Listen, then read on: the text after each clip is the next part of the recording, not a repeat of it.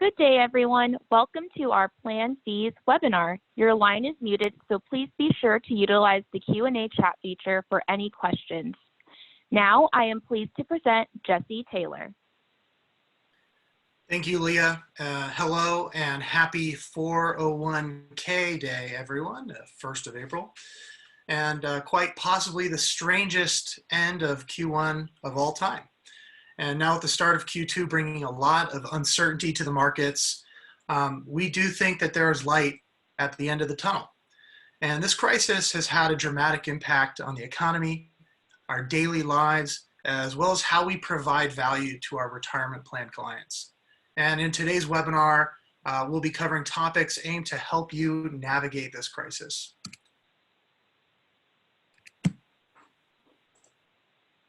My name is Jessie Taylor. I'm the co-founder and head of innovation at PlanFees. Be joined today by my compatriots, David Gantz, who works with new business development for PlanFees, and our special guest today, Joel Shapiro, Senior Vice President of ERISA Compliance at RPAG. He is a former practicing ERISA attorney and one of the best presenters I have ever seen in our industry. In his ability to take the really complex legal and regulatory issues and distill it down to make it easy to understand for advisors, plan sponsors, and participants. And Joel will be giving a great fiduciary update on CARES Act and other fiduciary insights. Today's agenda, we'll be looking at managing your business and your clients virtually, the regulatory developments and fiduciary insights that are constantly moving, benchmarking best practices, and accessing resources through PlanFees. A little bit about who we are. We're a new company. If if you're clicking on this email and you're coming here to this webinar, you may have just been hearing about us, but we launched earlier this year.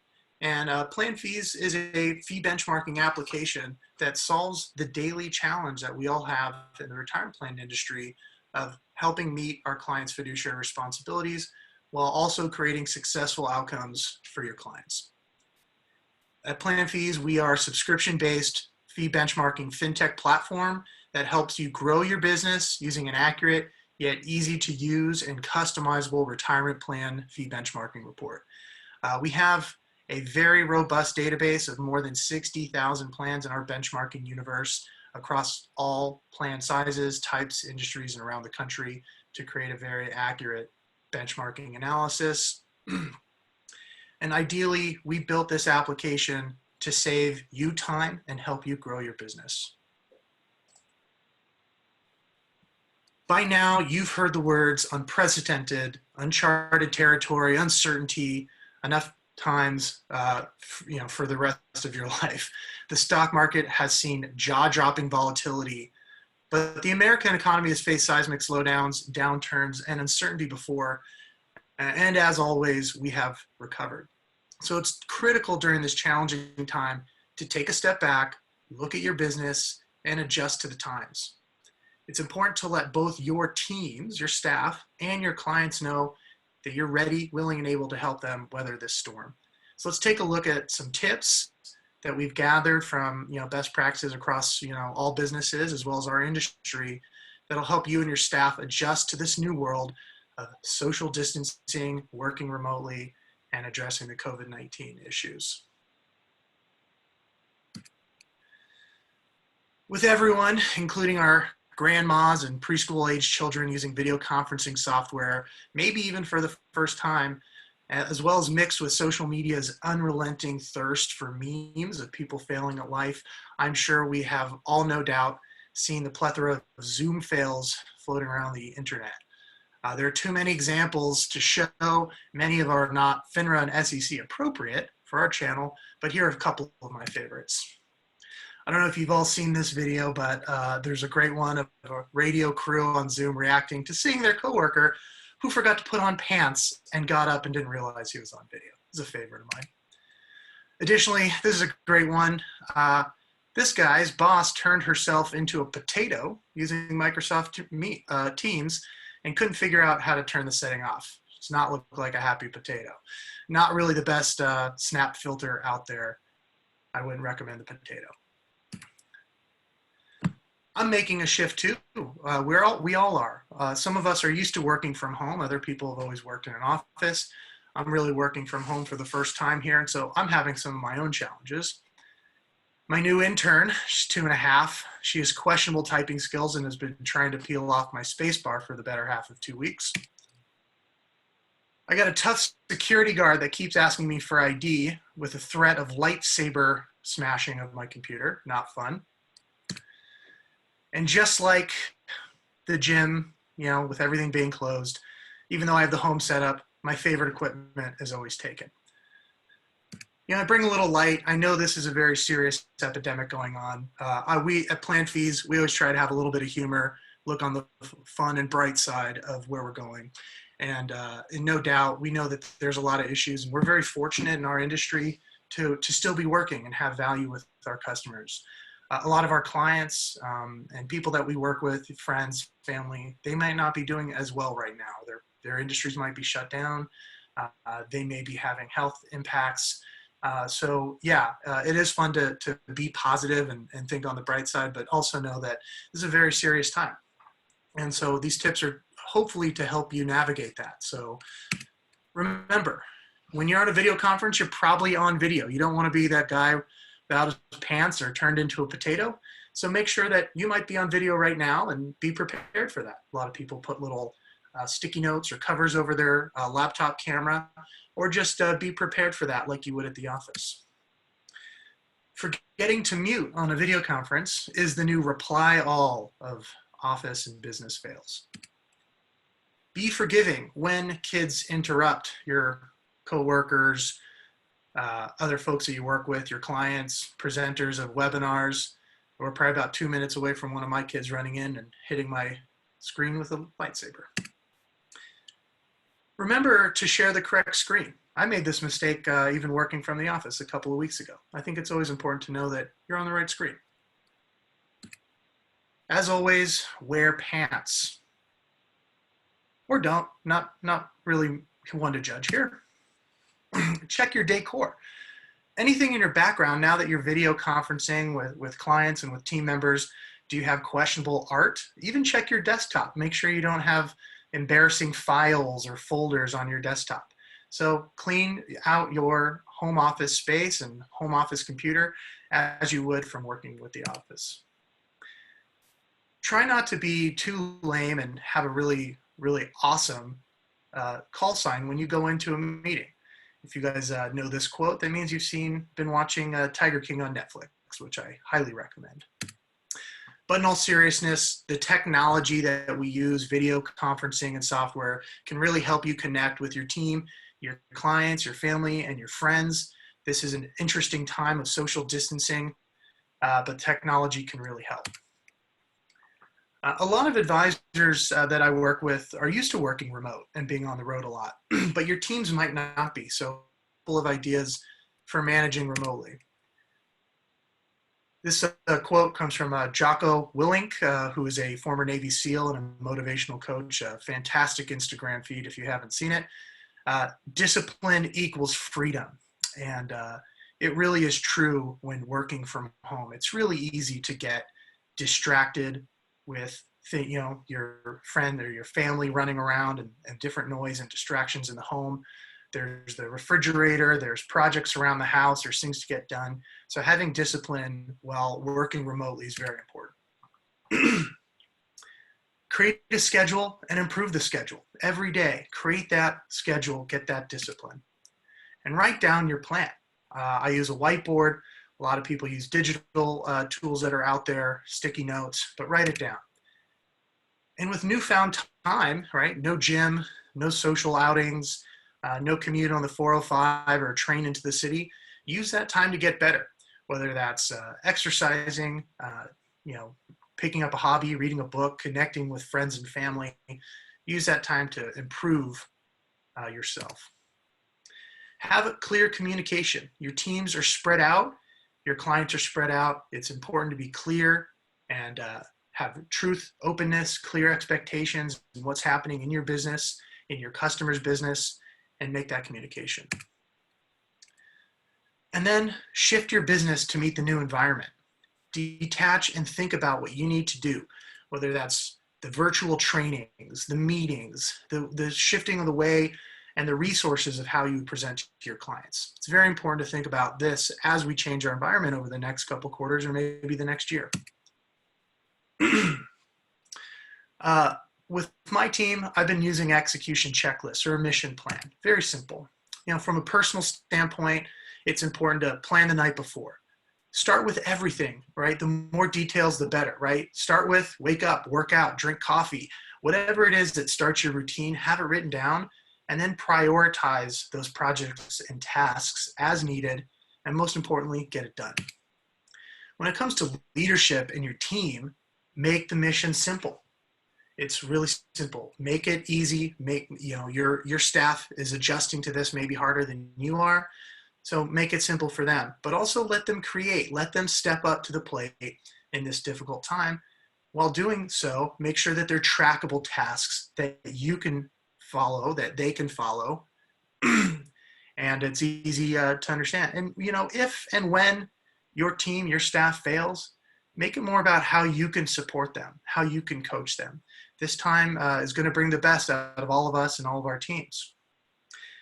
And make sure if things are not getting tracked, they're not getting done, and importantly, execute. So helping with tracking, there's a lot of technology that some are free or fairly inexpensive. Microsoft Teams comes attached with an Office 365 account. It's, I think, something like 60 million new users in the past couple of weeks. It's a fantastic tool if you haven't tried it. Trello, it's a free online project management tool. My team uses it for marketing. It's fantastic. Very easy, and free is as great as always. There's Slack, which is a very common communication tool, and then of course Zoom or other video conferencing software. All these tools can help you manage this time of working remotely. Now, lastly, shifting your business to meet the new environment. These are different times. So going through our normal motions of how we talk with our clients, what types of reports we deliver, we've all had to shift, and we'll continue to do so. So, if you haven't already, check in with your clients. We have a new post up on our blog today that gives you some examples of different communications you can send to your clients, right? That talk about how you understand what they're going through. Maybe their industry has been impacted by this. Talk about what you're doing as an organization to shift, and how you're monitoring the markets or regulatory environment. And I think importantly, be positive. There's a lot of stress, a lot of uncertainty. So being positive is very important, and to reassure your clients that everything will get better. Content is great. You want to be there and provide value to your clients and employees. Employer guides, employee memos on investing, videos, webinars, social media, other things out there. It's great. Everyone's at home. They are online. They are consuming content right now. They're looking for things that are going to help them and their businesses. So be there for them. If you don't have access to stuff through your own organization, we have some wonderful resources that we've been working on and putting out for you.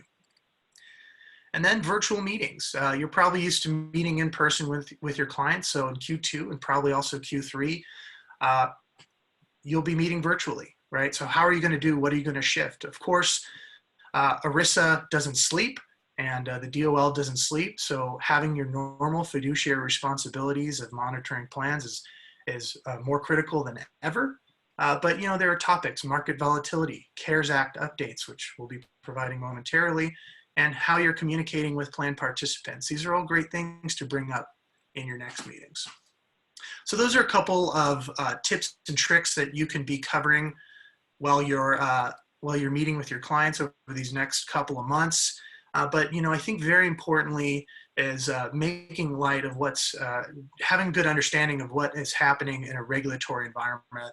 And that's why we've brought our friend Joel Shapiro from RPAG over to give a little regulatory update and insights for your plan sponsored clients. Joel?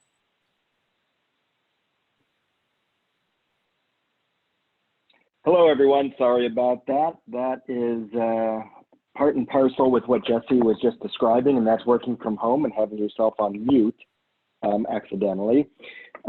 Happy to be joining you today. Wish, it was under different circumstances. But with that, I am going to talk about a number of topics. I'm going to lead off today talking about the CARES Act.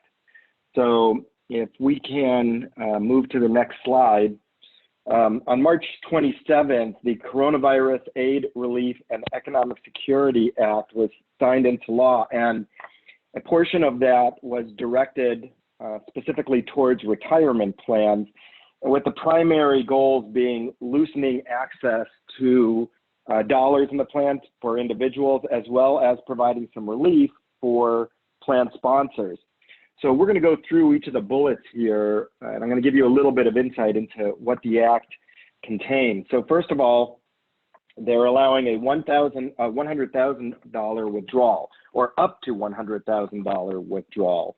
And they're calling this a coronavirus-related distribution. So if you start seeing the acronym CRD, that's what it's referring to. Essentially, what the Act does is it waives the 10% penalty on early withdrawals for amounts up to $100,000 from either a retirement plan or an IRA. That's taken between January 1st of this year and December 31st of this year. So the interesting element there is that it can be retroactive. In other words, distributions that were made prior to the enactment of the Act can fall within this concept. And the reason that that's important is there are tax and potential repayment elements that are attached to a CRD. But interestingly enough, we'll have to kind of wait to see how some of this plays out because of the fact that there are some unanswered questions. For instance, we're going to get to self-certification in a second, but how do you rely on self-certification for a distribution that was already taken? And wouldn't a 1099 be coded incorrectly? So take what I say today with a small grain of salt, because I'm going to be reporting primarily on what the Act provides, but we're going to need to rely on the IRS and the Department of Labor for a lot of backside guidance in regards to what the outcomes might be of some of these actions. So getting back to the CRD, the $100,000 withdrawal. So that's discretionary. So plans can decide if they want to add it or not. They don't have to add it. The CARES Act does not say that you have to add it. It also doesn't say that you have to add it all the way up to $100,000. So you can limit the amount that you want to make available in a CRD if your clients want to do that. In addition, this is only available to quote unquote qualified individuals. And a qualified individual is essentially an individual that's either diagnosed with COVID-19, whose spouse or beneficiary is diagnosed with COVID-19, or who experiences adverse financial consequences due to furlough, quarantine, layoff, reduction in hours, and inability to work due to lack of childcare due to COVID-19, or the closing of a business or a reduction of hours by an individual due to COVID-19, or, and here's the catch-all, factors determined by the Secretary of Treasury. So that can still be expanded upon. So those are the individuals that are going to be allowed to take the $100,000, up to $100,000 withdrawal through the 2020 year. In addition, these individuals will be allowed to pay the tax on the withdrawal ratably over a 3-year period. So they don't take that full tax hit in the current year. And in addition, and this is where it differs from a hardship withdrawal, individuals are going to be allowed to repay the withdrawal back to the plan from which they took it, and they can do so tax-free, and they can do that over a 3-year period without being limited by any of the plan limits under the Internal Revenue Code. In addition, they can repay that back to another qualified plan or to an IRA if they accept rollover distributions. So the Act provides quite a bit of flexibility. In addition, the Act also loosened access to money via plan loans. So if you remember, currently, if your plan offers participant loans, the maximum that an individual can borrow typically under the Internal Revenue Code is the lesser of $50,000 or 50% of their vested account balance. The Act increases that and essentially doubles it and says that if the plan so desires, they can allow participant loans up to the lesser of $100,000 or 100% of their vested account balance. Now, for these increased plan limits, again, it's limited to individuals that are qualified individuals. So those individuals that I rattled off before that are impacted by COVID-19. In addition to that, they're also adding some relief for participants that had an outstanding loan at present. So the thinking being that some participants, as a result of layoffs or furloughs or reductions in the compensation that they're earning, might have had potential issues meeting their repayment obligations under the current amortization schedules that they had with their plan. As a reminder, your clients, if they have a participant that stops making repayments, that can end up with a defaulted loan. A defaulted loan ends up being a deemed distribution, and a deemed distribution ends up becoming an unexpected taxable event to the participant. So they didn't want this unintended consequence that was going to evolve from what we're seeing from the pandemic to pile on to that participant who is already probably hurting from not having compensation coming in. So what they've allowed is, if the plan again allows, so the plan doesn't have to do this, but they can do it if they so desire, they provide existing outstanding loans with a repayment due date that can extend for a full year. So in other words, participants can elect to suspend their repayments for a full year, which helps them avoid that deemed distribution and then the taxable event. In addition to that, the suspension of the repayment also allows for an extension of the amortization period.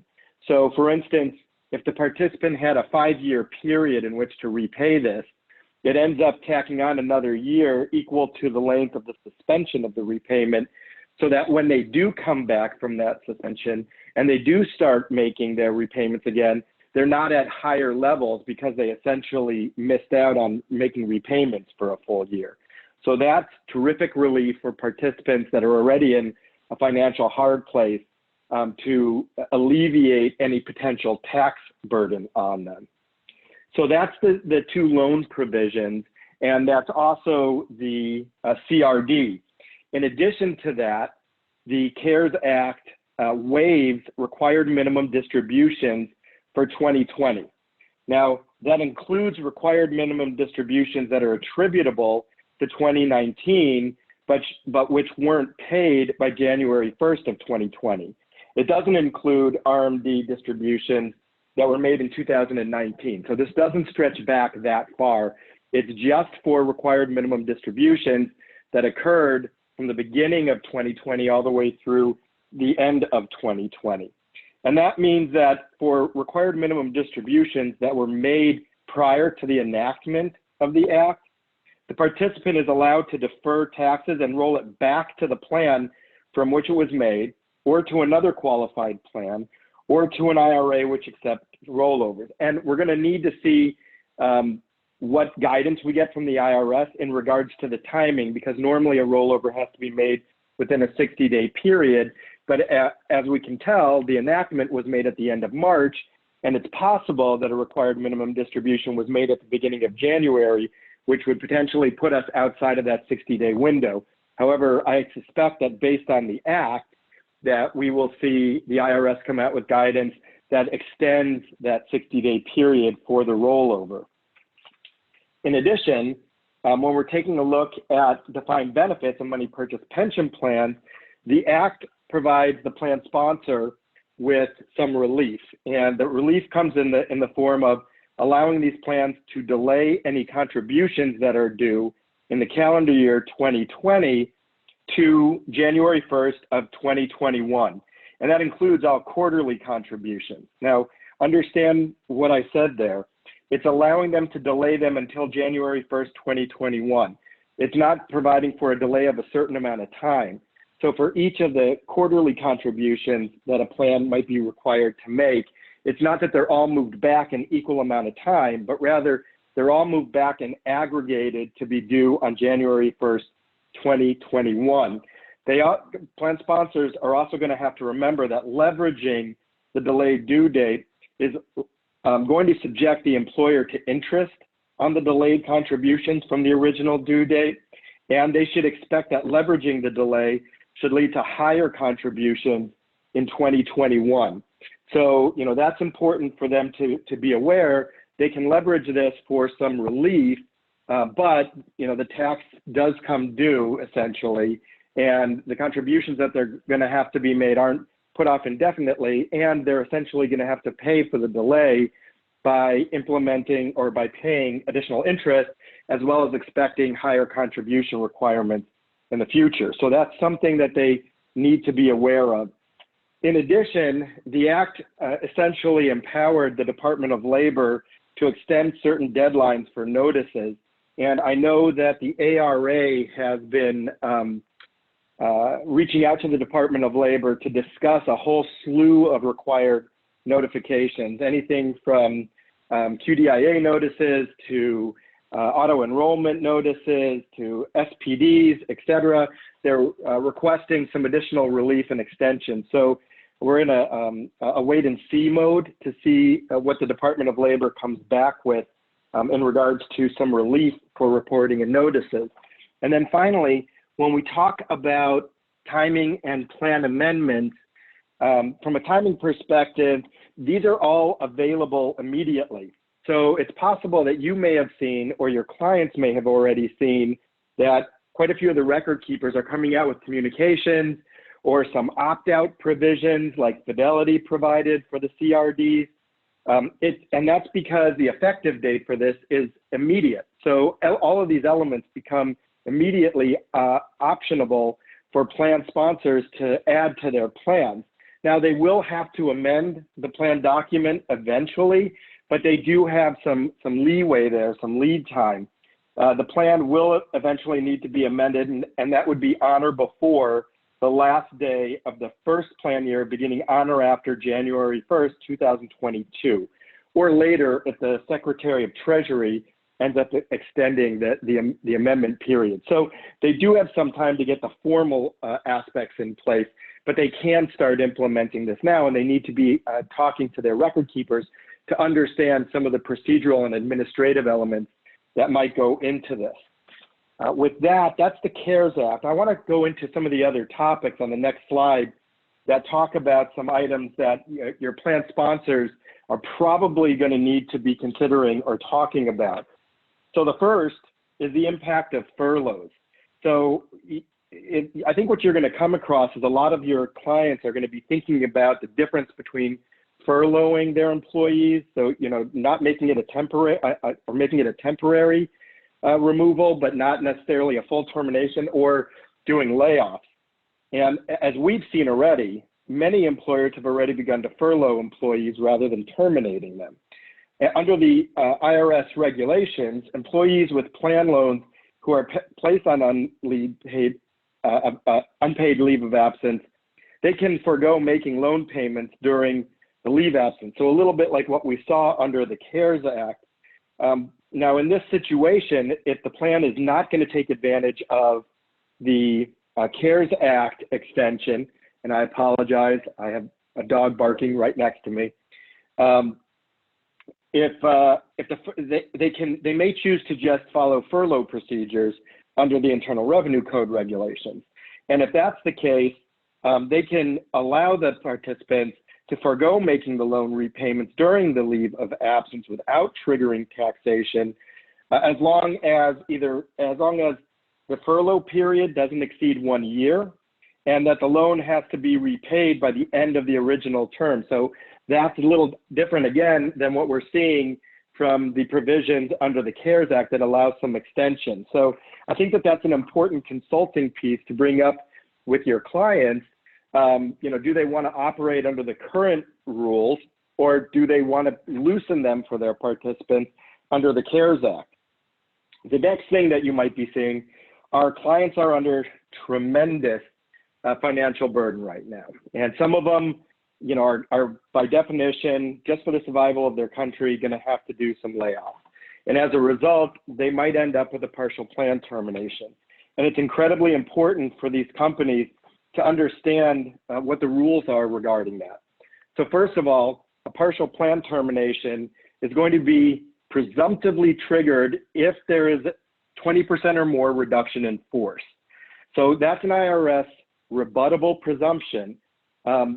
It's essentially really a facts and circumstances test, but everybody used to wonder what was the bright line, and so the IRS put forth this 20%.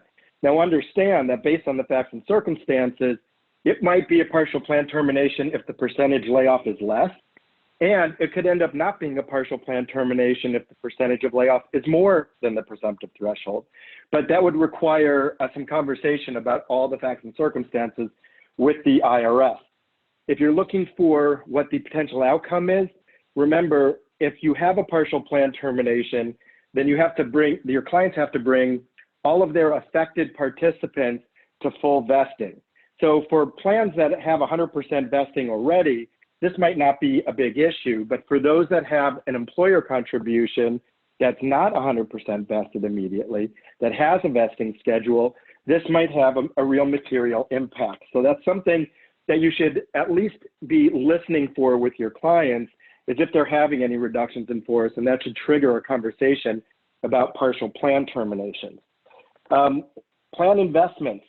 So remind your clients that while there's a lot of relief being offered in the CARES Act and in a lot of different actions that the government is taking right now, there's no cessation of their fiduciary obligation. So anything that they were doing prior to this to meet their fiduciary responsibilities in regards to investments and fees, et cetera, that's going to be ongoing. They continue to need to meet those responsibilities. And I know that this is perhaps a difficult time for a lot of those companies to understand how to prioritize this, right? I mean, most of them, to a certain degree, might be facing inner challenges of how to continue operations or how to even survive. And so it's worthwhile for you as plan sponsor advisors to take that into consideration and to figure out how you can pivot with how you're delivering services to them to make it as easy as possible for them, but to keep them on the right path in regards to making investment decisions. The next element that is coincident with that is, okay, if you're following a prudent process and you're providing investment reviews and something comes up that necessitates a change, then what do you do? Particularly in these incredibly volatile markets, right? I mean, we're seeing swings of, 400 to 1,000 points in the Dow on a daily basis. This is not the normal swings of volatility.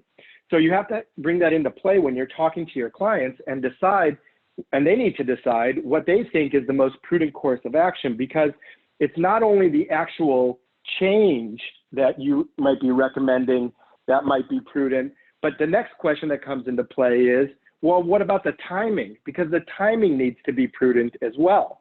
And the potential dangers here are, one, if the change is going to necessitate money being out of the market for any considerable period of time, even a day with these swings can be really detrimental to accounts. You have to weigh that against the benefits that the change would engender to the plan participants and make a cost-benefit analysis as to whether or not you need to make that change now or maybe put it off for later. Where this comes into play, I think in even greater fashion, is when you have some blackout periods that might be even more than a day. So conversions are a great example of that, when a plan is moving from one provider to another, and they might not be out of the market for that entire blackout period, but participants might not have the ability to make fund changes or fund election changes during that blackout period. In other words, they can't control where they're putting their money. And I've seen these blackout periods be, up to 3 weeks, 21 days. That's a long time during these volatile times for participants not to have control of their money. Now, that said, there's still fiduciary protection under 404C. So, understand that as long as they're crossing T's and dotting I's and they're meeting their 404C requirements, fiduciaries are probably protected, but that doesn't mean that they're not going to end up acquiring a lot of bad will with their employees if they go through that process through such a tremendously volatile market. And it doesn't necessarily stop potential lawsuits, which, while they might prevail on the merits based on 404C protection, doesn't negate the cost of having to go through that litigation. And that's both a monetary cost as well as a time cost. So they need to be aware that they really need to be making prudent decisions all the way along, and they're not allowed to suspend their fiduciary responsibilities. Another item that might come up, we see a lot of changes that employers are making at present in regards to how they're trying to compensate their employees. A lot of them are, doing really good things and trying to bend over backwards and keep compensation going to employees in different fashions that concurrently will also allow the company to continue to survive. Well, that creativity, while great for the participants' current health, might create some issues from a plan design and a following the terms of your plan document perspective. So please be reminding your clients that when they're doing anything creative with compensation, that they also need to concurrently take a look at what the terms of their plan document say in terms of compensation, and then adjust accordingly to these new types of compensation that they might be creating, or new fringe benefits that they're creating, and figure out how that interplays with the terms of the plan document. And then, a real big one is employer contribution. If there's any one area that we are receiving the most inquiries right now, it's about what to do if an employer needs to pull back and or cease their contributions altogether. And what that really boils down to is kind of the type of contributions that they're making. So first of all, if they're discretionary in nature, and that can be either a match or a profit sharing or a qualified non-elective piece, if it's discretionary in nature, they need to take a look at the terms of the plan document very closely to make sure that they can stop based purely on their discretion, but they should be able to do so. Now, that said, I think it behooves them to reach out to their participant base and let them know that they're making that change, but there's nothing that legally requires notification or timing for a discretionary contribution. Now, attendant with that, they have to be aware that at the end of the year, they might have to do some additional non-discrimination testing that they haven't done prior, because now they've essentially created two classifications of employees. The first being all those that received the contribution at the beginning of the year, and the second being all those that might have become eligible for it later and didn't get it, or that were hired later and never had an opportunity for it. So there's going to be some additional non-discrimination testing at the end of the year, but that's obviously not of immediate concern. So that's discretionary. The second is if their plan document has a stated contribution, so a stated match, a stated formula, or a stated profit sharing piece. For those plans, they can be amended to remove those, but that's the key. Unlike discretionary, where they can make that decision on the fly, as long as they've got some formal corporate action that effectuates that, like a board resolution. In the instance of a stated contribution, they have to formally amend the plan, and they have to provide a summary of material modifications for that, and they can't reduce or stop the contributions prior to the effective date of that amendment. So they're going to have to get on the horn with their record keepers to make sure that they're crossing all their T's and dotting all their I's. And then similarly to the discretionary, at the end of the year, you're going to have that same additional non-discriminatory classification testing to determine if the plan is indeed non-discriminatory in regards to the two groups of populations that have now been created. The final aspect under employer contributions talks to safe harbor design. And this is incredibly important because not all plans are safe harbor, but for those that are safe harbor, there are some very specific rules. So plans may amend their plan mid-year to reduce or to eliminate a safe harbor contribution. However, they have to meet one of two aspects. Either one, the employer has to be operating at an economic loss. And there's some conflict in the language regarding that part of the rule. So first of all, it talks about for the plan year, which would lead us to believe that you have to be operating at an economic loss for the entire plan year. Now that said, that's not consistent with the reason for this, which is a mid-year change, which means that you can't possibly project and know if you're going to be operating at a loss for the whole year. And similarly, when we take a look at the tense of the verb being used, it says operating. It doesn't say operated.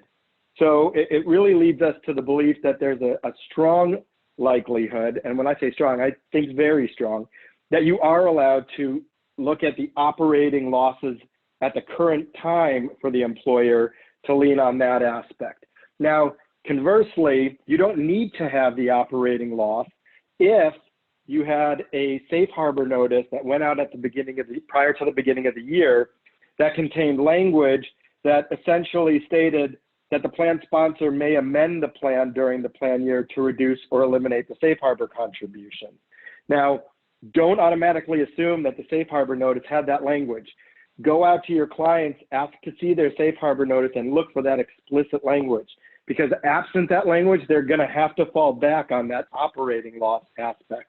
Otherwise, if they suspend or they reduce and they go non-safe harbor, and the IRS comes in on a later date and sees that A, there's no operating loss, and B, the notice didn't say that, they're going to retroactively apply the safe harbor requirements, and the employer is going to have to come out of pocket not only for the contributions that they didn't make, but also for missed earnings from the date that they stopped them. Now, that said, all that said, if the plan is going to be capable of reducing or eliminating the safe harbor contribution based on one of those two elements, the actual reduction cannot occur earlier than 30 days after all eligible employees are provided notice and the plan is actually amended. So you can't apply this and then amend afterwards. The plan needs to be amended prior, and you have to give at least 30 days notice to participants so that they know that the suspension or the reduction is coming. Finally, it's really important to understand that participants on a general basis tend not to be quite as critical of their account balances in their retirement plans during bull markets. When they see the markets going up, they're happy. They might just click on the front page, see where their account balance is at on any given day, and that's it. When we come into bear markets and we experience what we're experiencing today with all this volatility, this is when participants tend to take out the microscope and start examining their plan in a lot more detail. People experience loss at twice the magnitude that they experience gain. This has their attention. If this has their attention, it also means that any poking around that's being done by class action plaintiffs' attorneys is also going to have their attention. There's going to be a lot more talk about what's quote unquote going astray with their plan. And where is the greatest volume of litigation over the last 10 years? It's in fees, excessive fees. So what did I say earlier about fiduciary responsibilities? They're not told during this experience, which means that not only are your plan sponsor clients going to be held to task for the investments in their plan, but also for fees, because remember, it is a fiduciary responsibility to defray reasonable fees of the plan. And so they have to be aware that their fees are reasonable, and they have to be able to show some way that they have benchmarked the fees. And part of that is in conducting periodic live bid solutions for their clients. But in the interim years, they really need to find a way to be benchmarking their plan against other fees that are of like and similar design for their plan that has reliable data. And so with that, I think we're going to turn it over to David to kind of walk through what's available on the market. So thank you. And I believe that we might have some questions. Jessie, I don't know if you want me to do this or at the end of the webinar. I see. Okay. So I'll turn it over to David. Great. Thank you so much, Joel. Yeah, one thing I do want to mention is that we do have a number of different resources available for all the things that Joel just talked about related to the CARES Act and, basically what people are talking about in the industry. So those will all be available. I'll give you the link to those at the end of the webinar so you can take a look at them. You'll also probably find it in your email that you registered for this webinar on, but we do have a ton of different resources there. But what I want to do for the next 10 minutes or so for the end of our webinar here is just talk about plan fees. So as Joel mentioned, fees are something that's coming really under the microscope for plan sponsors, for participants. And so the objective of PlanFees, as Jessie mentioned earlier, is to be able to provide you with an accurate, instant, effective resource to benchmark those plans' fees on an annual basis, or really as often as you need to. We've already talked about this quite a bit, but the biggest challenges we see with benchmarking is that, one, you'll do a live bid benchmark, hopefully every 3 to 5 years. That's absolutely best practices, but also just making sure that the plan's fees are reasonable each and every year is going to be something that's really key for plan sponsors, for you as an advisor. This is obviously a great opportunity for you with your current clients, but also with prospective clients as well, just a way to make sure that they're aware of the fees. This is something that's really important to bring up when you're meeting with plan sponsors. But the biggest challenge that we see is that these things obviously take time. It's a very volatile market that we're in right now, and there's a lot of moving parts in a lot of different areas. And probably the last thing that you want to do is be spending all this time gathering quotes from providers, going through these extensive steps, getting all this information that you need just to run a benchmarking that you need every single year for your clients. So with PlanFees, the idea is that you can save a ton of time. You can have this readily available as part of your sales process, but also just a really quick and efficient way for servicing your clients as well. And it's just a really nice piece of technology benchmarking for any all answers you talk to in less than 2 minutes. The report we call the PRISM report. The PRISM in real life is an object that breaks up weights into its component parts. So the PRISM, as built in part of the plan fees, is a way to look at those component parts of the overall fee of the plan. So we're not just looking at the total cost and comparing that across the board. We're going to break it down into those key elements so that you can highlight with plan sponsors what components of their plan need attention. So is it the investments? Is it the TPA fees? Is it the record keeping fees? Is it their current advisors fees as well?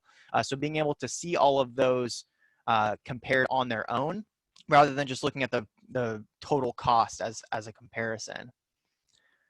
And as Jessie mentioned before, this is something that we do every day. Our company was founded by retirement plan nerds who have collectively over 200 years of experience in the retirement plan industry. The database we're pulling from is over 60,000 plans representing really $500 billion in assets. And really what it's designed to do is just be able to pull your plan and say, how does this plan compare against other similar plans in the marketplace? But going beyond just looking at a generalized band of other plans, predetermined based on, maybe it's 5 to 10 million, 10 to 15, being able to actually customize that and have it be accurate and representative of what you want to show with this plan sponsor. And also integrating some really great technology, integrating with our advisory platforms out there, integrating OCR technology, optical character recognition, as I'll show you in the actual demo. Another great component of it is that it's on demand. It takes just a couple of minutes. You can pull it up whenever you need to. You don't have to worry about going back and forth with partners to get an outsourced report. You can actually pull it up yourself really quickly, really easily. It works on any and all devices, obviously on the desktop version, but also on mobile. We're rolling out a mobile app in just a couple of weeks here to allow you to pull this up in a prospect meeting, make small changes, things like that.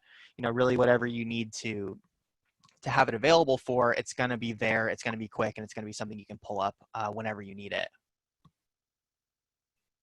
As well, like I talked about the PRISM, it's going to really take a deep dive into what those components of the plan are visually, just quickly and easily seeing what needs attention. Is it the TPA fee? Is it the record keeping fee? And just being able to quickly compare your plan to the and its component parts to what else we're seeing in the industry.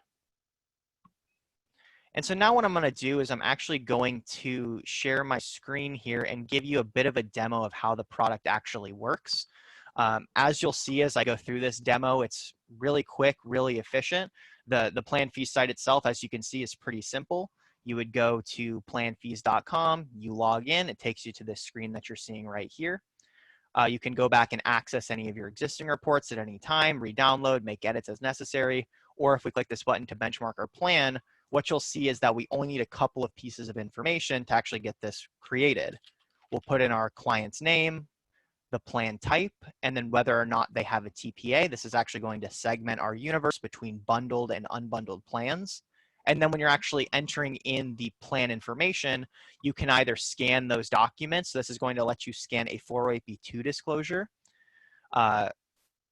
straight from within the site. Again, this will be really useful with that mobile app. Maybe you're with a prospect, they hand you their 408B2 disclosure across the table. You can actually pull out your phone, take that picture, and upload that information. Or as you'll see here, the actual data you need to enter is very minimal. It's 5 data points without a TPA, 6 if they have one. But as you can see here, we'll put in our plan assets, number of participants, investment expense, record keeping cost, and advisor fee. You'll also notice that you can toggle between a percentage and $1 for that. So if you do have a flat fee as part of it, you can just type it in directly. You don't need to worry about calculating out to several decimal places.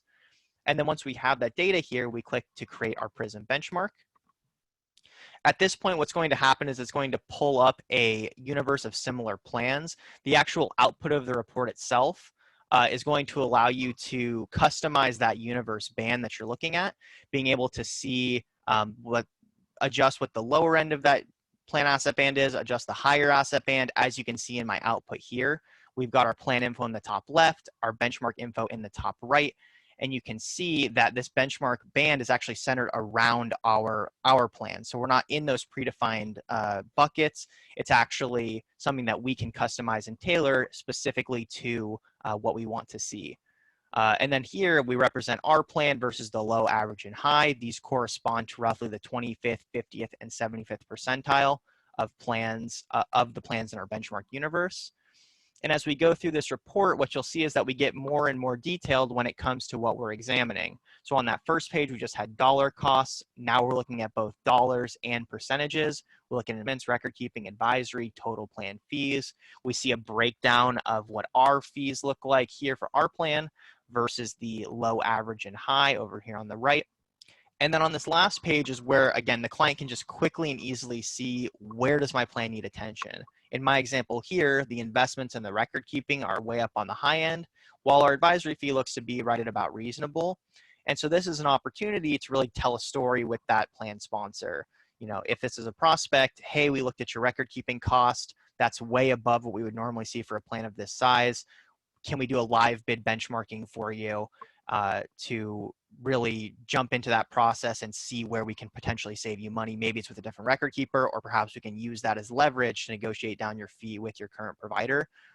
Investment, same thing. Maybe it's a current client, being able to say, hey, your investment management cost looks a little bit higher than what we would expect. Maybe we can explore switching to an NAV platform versus the group annuity to get you access to lower cost funds, or consider using some more efficient share classes or different components like that. And so as you can see, the report generation process is really simple. The output of the report is really simple as well, really easy to understand, but extremely effective at communicating these different ideas to any plan sponsor that you're talking to. And as Joel mentioned, as people are becoming more and more aware of the fees of their plan as the market's going up and down, you know, every which way, every single day. Having something like this to be able to pull up quickly and easily to compare that fee reasonableness is something that'll be a really valuable component of your overall service offering. So if you do want to sign up for PlanFees, you can actually do so directly on the PlanFees site. You would just go to planfees.com and you'll see the link right there in the middle to sign up for the report. If you'd like to learn more about it, or if you wanted to get a one-on-one demo or have anybody else from your firm learn a little bit more, you can contact me directly. Again, my name is David Gantz, and you can see my contact info there on the screen, david.gantz@planfees.com and 949-305-3718. And then again, I do want to mention that we do have those COVID-19 resources that I talked about earlier. The link to access those should have been on the registration email that you got for this webinar. But you can also see the link right here on the screen, info.planfees.com/COVID-19-resources. And then what that's going to do is give you access to all these pieces that are here. We're constantly adding new ones as well as they become available, but you can see employee memos, employer guides, different components there. And so with that, I'll turn it over to Jessie to handle some questions and answers. So if you do have any questions, feel free to use the Q&A feature or the chat feature, and we're happy to answer those for you. Thank you, David, and thank you all for your time today. I know we did have a couple of questions for Joel here. So Joel, if you might ask, the first question comes from JD. It says, loan provisions, increased amount and suspension of repayment, do they apply to all plan participants or only those affected by COVID-19? Yeah, good question. Initially, we thought it was going to apply to all participants, but what we found in the Act is that it really only applies for qualified individuals. And so those are the individuals that are affected by COVID-19. Great. And a follow-up from JD, on the one-year loan repayment suspension, is that interest-free or is it accumulating interest over that 1 year? It does continue to accumulate interest. In fact, the Act contemplates that and says explicitly, and any interest accruing during such delay. So it does continue to accrue during the delay. Great point, Joel. So I think, as I said earlier, participant communications, getting out there, letting them know the full risk reward benefits of taking these hardships and loans is very important. Another question, this is from Brad. How will providers be verifying the need for a new distribution and loan limits? Please explain self-certification. That's a great question. So the question finished, and I'm sorry I interrupted you, Jessie, with please explain self-certification. So here's the good news for your clients and frankly for the service providers. Self-certification has no additional guidance at present. And so we're left to, whatever the devices are of the individual in self-certifying. Now, the interesting thing is that the coronavirus related distribution, that CRD that can be up to $100,000, that can go all the way back to the beginning of the year. And then that kind of begs the question, well, what kind of self-certification can be done if the distribution has already been made? So, I wish we had a little bit more guidance, but we don't yet. But I'm sure that we will from the IRS eventually in regards to how self-certification is supposed to operate.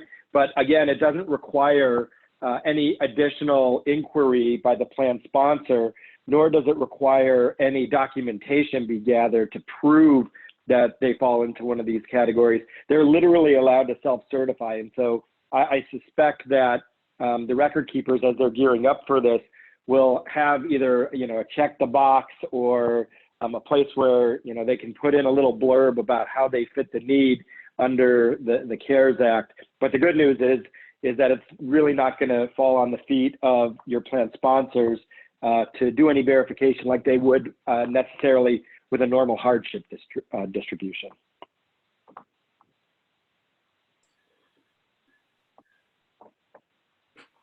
Great. Well, I think that's all of our questions for today. Thank you all very much for your time. We will continue to provide resources to you that are related to coronavirus and any of the CARES Act or future legislation that comes in, as well as just general resources that will help you navigate your fiduciary responsibilities and your clients' responsibilities. Again, reach out to us, reach out to David if you want to learn more about PlanFees and our new benchmarking application. And thank you all again, and I look forward to speaking with you again soon. Take care.